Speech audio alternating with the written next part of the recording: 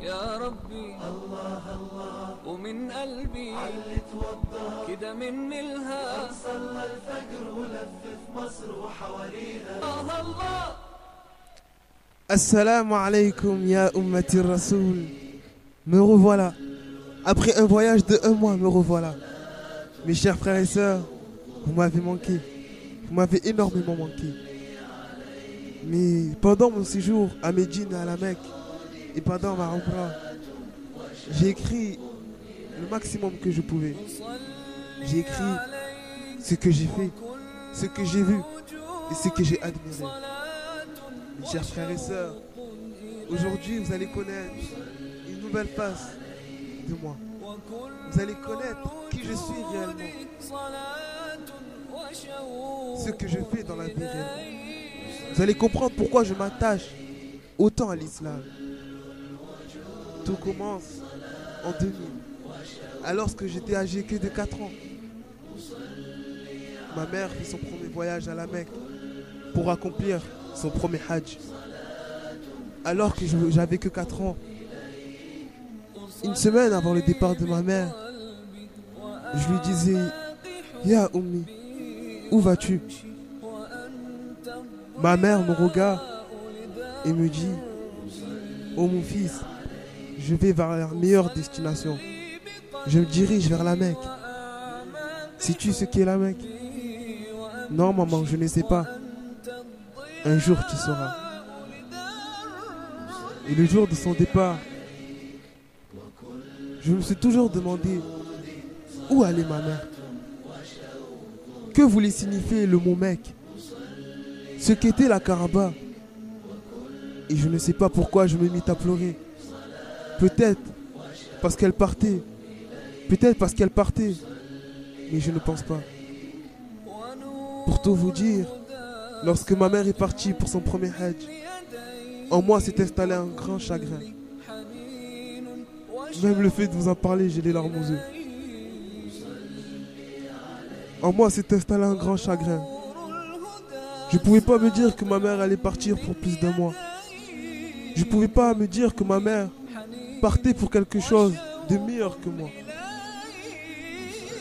Alors là, alors que j'étais âgé de 4 ans, je m'installais sur son lit. Je commençais à me demander, c'est quoi la Kaaba? C'est quoi la Mecque? 1 mois passé, et je dormais toujours dans la chambre de ma mère.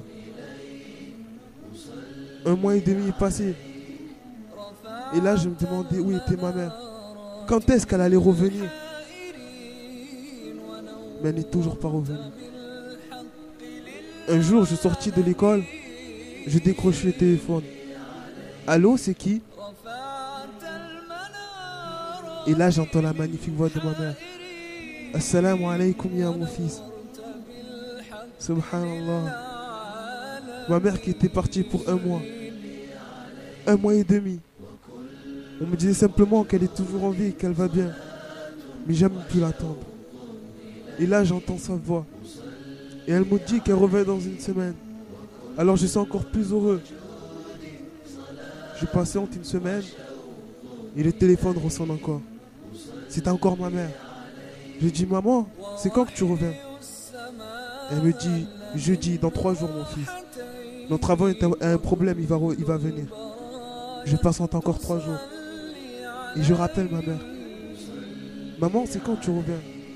Demain, mon fils. Mon avion a un problème. Et je reviens demain. Et finalement, le lendemain, on me dirige vers l'aéroport de Marina. Et je vois une foule. Et je ne comprends pas. Plus de 200 personnes. Pourquoi tout ce monde? Et là, ils étaient en train de chanter la magnifique chanson de ma chérie. Je me demandais pourquoi il y avait tout ce monde. Pourquoi autant de monde? Je n'avais jamais la réponse. Et là, j'ai compris. Je vis ma mère. Je vis toutes les femmes en train de chanter et d'écrire le nom de ma mère. Et je me demandais pourquoi elle a un accueil si chaleureux. Pourquoi cet accueil? Et on me dit, ta mère est la meilleure des mères. Elle est partie faire le hajj.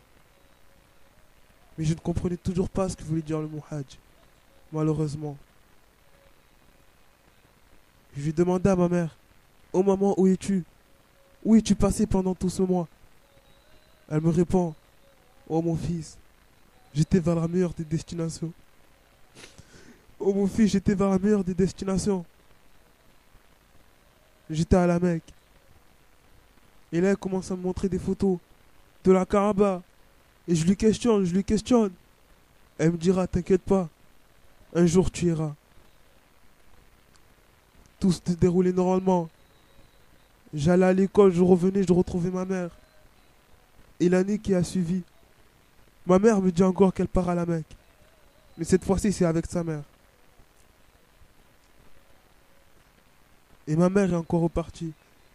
Alors que j'étais âgé à peine de 6 ans, je ne savais même pas ce que voulait dire le mot islam. Je ne savais même pas ce que voulait dire Allah. Et ma mère me parle de la Mecque. Je pleurais. Je voulais tant aller. Elle me disait, oh mon fils, patiente. Un jour tu iras. Oh mon fils, patiente. Un jour tu iras. Elle est partie avec ma grand-mère. Ils sont arrivés là-bas, tout s'est bien passé. Et ils sont revenus, alhamdulillah. Mais il y a une page de ma vie qui m'a beaucoup marqué.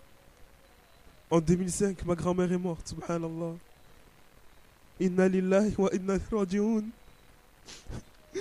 En 2005, ma grand-mère est morte. Mais le pire, c'est qu'elle est morte en face de moi. Et ma mère m'a dit, ce jour-là, patiente, et rentre à Marseille, car sa mort s'était déroulée pendant mes grandes vacances. Je rentrais à Marseille avec mes frères et sœurs. J'allais à l'école normalement. Tout se déroulait normalement. Et un jour,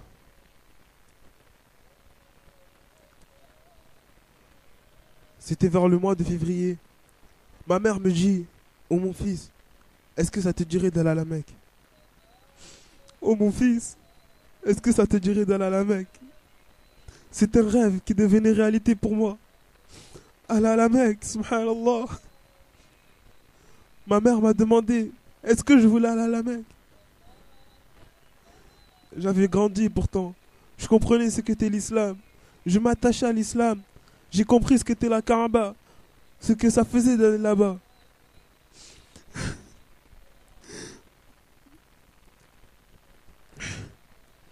Ma mère m'a demandé, oh mon fils, est-ce que tu vas aller à la Mecque? Je dis, Ya Ummi, Ya Ummi, est-ce que je peux refuser un tel cadeau? Elle me dit, si tu ne veux pas aller, je ne te force pas. Si tu veux pas aller, je te force pas. Finalement, le temps accélère. Et je me retrouve au mois de juillet. Ma mère m'a dit, on part le 4, Inch'Allah, le 4 août. Et là, elle me dit qu'on va 14 jours à Médine et ensuite 15 jours à la Mecque. On part pour une durée de 1 mois, subhanallah. Et tout se passe bien. On décolle le 4. On arrive à Médine le 9. Mes chers frères et sœurs, c'était un grand moment pour moi. Prier dans la mosquée du prophète salam. Mais là, il se passait quelque chose de grand. Très très grand. J'arrive à Médine, à la prière d'Al-Fajr. Et j'entends la magnifique voix de Ramidji. Masha'Allah, Ramidji qui est quelqu'un de très grand. Un très grand lecteur. Et j'entends cette voix. Tout se passe bien. Sorti de là, avec mon guide, on se dirige vers le tombeau du prophète salam. Il y avait énormément de monde. Tout le monde se poussait. Et j'arrive devant le tombeau. J'arrive pas à y croire. J'arrive pas à réaliser que je suis revenu. Que j'étais à Marseille et que je suis à Médine. Et là, j'arrive devant le tombeau. Je dis Assalamu alayka ya Rasulallah. Assalamu alayka ya Habib Allah. Assalamu alayka ya Khatam al-Anbiya wal Mursalin.